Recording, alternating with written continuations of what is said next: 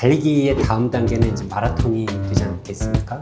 건강하게 마라톤을 도전하는 방법. 이문수 선배님하고 이봉주 선수께서 추천사를 써주셔서 검증된 지식에 한해서만 담으려고 노력을 한번 해봤습니다.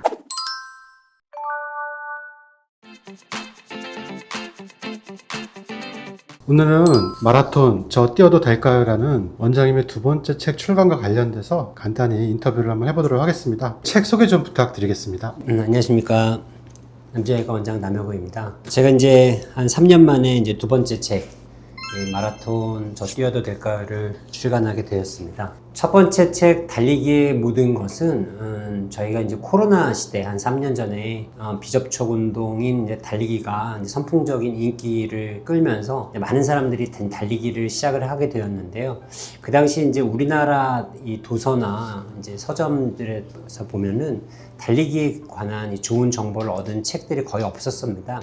그래서 제가 그동안 이제 준비해 놓은 이런 자료들을 토대로 달리기가 이제 건강상에 어떤 좋은 점이 있고 달리기를 할 때 올바른 자세라든지 어떻게 뛰어야 되는지, 그리고 달리기를 하다 보면 있는 부상, 이런 기본적인 문제에 대해서 올바른 지식을 전하고자 출간을 했었는데요. 지금은 이제 그런 시기가 지나고 이제 많은 사람들이 이제 달리기를 많이 즐기게 됐죠. 매체나 뭐 유튜브를 통해도 이제 러너들이 저변으로 많이 확산돼서 벌써 1000만 러너가 됐다는 사람들도 있고, 뭐 누구나 뭐 달려야 된다, 달리기는 건강에 좋다, 뭐 이런 인식은 이제 많이 확산된 것 같습니다. 달리기의 다음 단계는 이제 마라톤이 되지 않겠습니까? 사실 처음에는 옛날에는 달리기만 해도 무릎이 나간다 이런 얘기들을 많이 했는데, 이제는 그런 인식은 없었지만 이제 마라톤을 하면 이제 뭐 도가니 나간다는 물론이고 너 심장이 안 좋아, 뭐 건강도 안 좋고 큰일 나. 예전에는 저희 선배님 같은 경우는 제가 마라톤을 한다 그러면은 뛰지 말라고 그랬어요. 혁아 너 뛰면 죽어. 마라톤이라는 걸 아주 극한의 운동으로 여긴 사람들이 많았죠. 뭐 심장에도 부담이 되고 노화도 많이 오고, 이거에 대한 사실 이제 올바른 정보가 별로 없었거든요. 그래서 제가 이번에 또 이제 매경 측에 두 번째 제의를 받아서 이제 마라톤을 이 취미로 달리기를 하는 사람들이 건강하게 마라톤을 도전하는 방법, 마라톤에 대한 올바른 지식, 이런 거에 대해서 제가 제 경험하고 논문, 다른 책에 저술된 것들을 기초로 해서 상당히 객관적으로 이 종합적인 지식을 담은 책을 쓰게 되었습니다. 마라톤은 이제 무조건 내가 이제 대회를 먼저 신청하고 막 극하게 몸을 만드는 이런 도전보다는 이 체계적으로 차분하게 마라톤을 이해하고 서서히 달리는 이 러너의 이런 그러니까 체형으로 부상 없고 행복하게 마라톤을 완주하는 그런 길잡이가 되고자 책을 쓰게 되었습니다. 저희 병원에 그 예전에 SBS 관절염에 대해서 같이 촬영을 해주신 우리나라 마라톤의 첫 세계 대표 선수죠. 이문주 선배님께서 오셔갖고 저랑 인연을 맺게 되었는데, 이문주 선배님하고 이봉주 선수께서 직접 이렇게 추천사를 써주셔서 저희 책에 힘을 보태주셨습니다. 제목도 상당히 고민을 많이 했습니다. 마라톤의 모든 것으로 매경책에서는 하자고 많이 얘기를 했었는데, 저는 사실은 내가 의사고 러너인데 제가 마라톤의 모든 것을 알 수는 없죠. 없는 말을 막 하는 스타일이 아니라서 겸손한 말씀이십니다. 그래서 제가 그냥 저는 그거는 아닌 것 같고, 그냥 마라톤을 취미로 하고 싶은 사람들이 건강상의 문제라든지 어떻게 점진적으로 이 접근을 해가야 되는지, 이런 방법에 대해서 제가 처음 마라톤을 시작했을 때 그런 고민, 여기에 그거에 답하려고 부응해서 정말로 이제 검증된 지식에 한해서만 담으려고 노력을 한번 해봤습니다. 첫 번째는 이제 대체 마라톤이 뭐길래, 이 챕터는 이제 사실 마라톤이 너무 위험한 운동이라고 많이 인식이 되어 있거든요. 네. 대회 때 정말 많이 죽는데 급사할 수 있어, 뭐 이런 얘기들이 많아요. 근데 실제적으로 그런 데 보면 0.67명 정도 돼요. 한 10만 명당. 그러니까 그렇게 많은 수는 아니거든요. 축구 같은 경우도 한두 명 되니까요.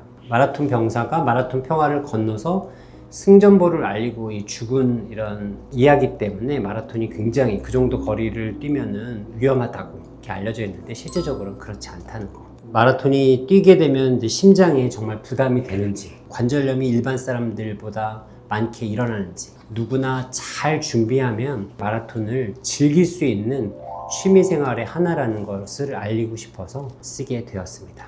챕터 2는 이제 그래 나도 마라톤을 한번 도전해보자 내용인데요. 여기서는 이제 마라톤을 할 때 내가 정말 그냥 뛰어도 되는지, 건강검진을 해야 되는지, 아니면 뭘 해야 되는지, 달리기의 유일한 장비 신발 선택에 대한 얘기인데요.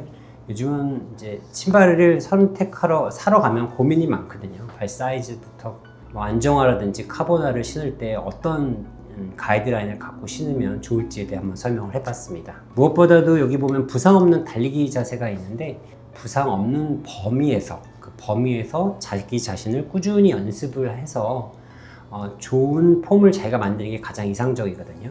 지금 정말 지식의 홍수죠. 뭐 이렇게 뛰어라, 척추는 어떻게 해라. 그 중에서 정말 가장 엄선되고 과학적이고 논문으로 검증되고 저희 병원에 한 6,000 케이스 이상의 자세 분석을 통해서 가장 안전한 바운더리를 잘 설명을 해보았습니다. 그 부분은 내용은 굉장히 짧고 축약돼 있지만 조금 집중해서 읽으시면 내가 이 자세가 옳고 저 자세가 옳고 막 이렇게 혼돈되시는 분들은 그 내용을 보면 거의 레퍼런스도 거의 최신의 가장 올바른 정보에서 갖고 왔기 때문에 가장 정답에 가깝다고 생각하시면 될 것 같습니다. 그래서 다음은 이제 파트 2에서 파트 3로 넘어가는 때 중간에 보면 이렇게 프랙티스라고 있는데, 초보자가 4주를 연습해서 이제 걷기, 뛰기를 섞어서 30분 연속 달릴 수 있는, 30분 이상 달렸으니까 이제 5km 정도를 뛰어볼 수 있는, 뭐 시간에 제약 안 받고 완주할 수 있는 프로그램. 그리고 그 다음에는 이제 10km 대회에 도전할 수 있는 프로그램, 한 12주에서 16주, 하프 마라톤 20주, 풀코스 마라톤 31주. 이게 저한테 이 책 내용 중에서 가장 어려운 부분이 이 프로그램이었는데, 제가 여지껏 해왔던 거랑 여러 책을 통해서 한 6개월 이상 공부를 많이 했던 것 같아요. 프로그램이 좀 특징이 있는데, 프로그램이 좀 길어요. 남들이 봤을 때 우리가 부상 없이 뭔가 하려면 몸에 익어야 되거든요. 사용을 잘 안 했던 몸이 갑자기 이제 운동을 하려고 그러면 그게 적응되는데 꽤나 오랜 시간이 걸립니다. 네. 한 달 만에, 뭐 3개월 만에 도전한 사람들은 거의 부상을 입고 저희 병원에 많이 오죠. 좋은 결과를 얻었다 하더라도 후유증이 생각보다 오래 가시는 분들이 있어요.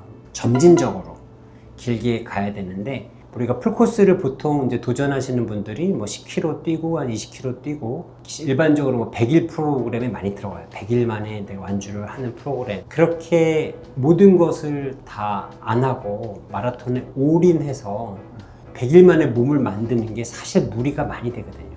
저도 그렇게 들어가 봤다 많이 다치고, 그래서 긴 시간을 두고 연습을 하고 몸을 만들자는 게 제 첫 번째 주의고요. 그러니까 하루 뛰고 하루 쉬고, 그게 기본 원칙이에요. 체력이 되면 하루 뛰고 하루 보강 운동, 다른 운동을 하는 거. 두 번째는 주말에만 뛰는, 한 번에 뛰는 거리를 늘려가는 거예요. 그래서 10% 룰에 의해서 만약에 내가 20km를 한 번에 뛸 줄 알았으면은 그 다음 주 주말에는 2주 후에는 22km로 늘려가는 거죠.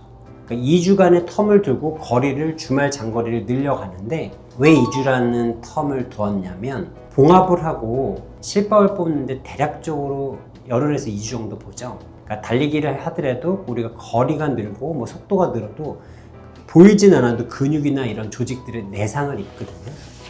근데 그 내상이 회복되는 기간이 그 정도 필요하니까 그 정도를 몸이 기다려주도록 만들어주는 최소한의 시간을 준 거예요. 이제 풀코스라는 42.195를 뛰는 그 기간까지가 한 30일주가 걸리는 거죠. 사실상 이 긴 시간 동안에 장거리만 잘 뛰어도 사실 저는 완주를 할 수 있다고 보거든요. 하루나 이틀 정도 크로스 트레이닝, 하루 뛰었으니까 뭐 자전거나 뭐 수영, 스탠밀, 천국계단 같은 근력 운동이라든지 대체 운동을 해주고, 나머지 하루는 뭐 수요일이나 목요일 같은 경우는 조금 빠르게 뛰는 연습도 좀 해보고, 좀 체력 나오면 조깅도 하다가 주말 장거리를 좀 길게 하고. 저도 그래왔고, 마라톤을 초심자가 완주하는 데는 시간만 있으면 충분히 가능합니다. 모든 기능들이 이런 게 마라톤이구나, 이런 게 장거리구나 하고 서서히 느끼고 몸이 서서히 바뀌게 되는 거예요. 이런 기간이 충분해야 우리가 어디 아프지 않고, 내가 이제 마라톤을 취미로 이제 잘 갖고 살 수 있는 거죠. 건강한 취미로. 파트 3는 이제 결전의 날이라고 되어 있는데요. 마라톤을 잘 준비하고 대회 날, 전날, 당일날 잠을 어떻게 자고 뭐를 아침에 먹고 물은 얼마큼 자주 섭취해야 되나 이런 사소한 문제들이 있는데, 그리고 파트 4는 이제 부상 없는 달리기를 위한 노하우인데요. 달리기만 하게 되면 몸이 축이 나요. 왜냐면 달리기는 충격 운동이거든요. 이렇게 쿵쿵쿵 떨어지는 운동이에요. 무릎 관절도 상할 수가 있고 고관절, 다른 근육들도 많이 다치게 되죠. 달리기와 비슷한 기능을 계속 만들어줘라. 거기에 대한 보강 운동하고 대체 운동에 대해서 한번 잘 설명해 봤습니다. 마지막 파트는 이제 러너로서의 마인드셋인데, 이제 달리기가 좋고 이제 마라톤을 많이 하다 보면 약간 마라톤이 뭐 좀 재미가 없어지고 이러시는 분들도 꽤 있어요. 마라톤 기록은 어떻게 되지? 나는 마라톤을 뛰는데 이렇게 발전도 없나? 뭐 이런 생각도 들고 이렇게 회의를 느끼시는 분들이 많더라고요. 이 사람들이 마라톤을 뛰면서 이래야 되나? 마라톤 역시 똑같구나. 뭐 이런 느낌이 드시는 분들이 있는 것 같아요. 뭐 저도 물론 그랬었고요. 그래서 마라톤 달리기 성장률하고 럼비티아이를 좀 만들어 봤습니다. 그래서 거기에 대한 설명이 있는데, 이 마라톤 페이스 차트는 이제 페이스가 어떻게 되는지 알아야 되니까, 내가 뭐 지금 몇 분 페이스면 400m 트랙 몇 초로 뛰고 뭐 이런 것들 있잖아요. 이런 것들은 실질적으로 페이스 차트는 많이 도움이 되는 거고. 네, 오늘은 두 번째 책을 중심으로 해서 마라톤과 관련된 얘기를 나눠봤습니다. 원장님께서 우리 구독자님들께 해주시고 싶으신 말씀 있으시다면 부탁드리겠습니다. 이제 여름이 다 끝나가는 것 같습니다. 이제 구독자 여러분들 가을 마라톤 잘 준비하시고요. 항상 부상 없이 행복한 러너가 되시길 바랍니다. 감사합니다.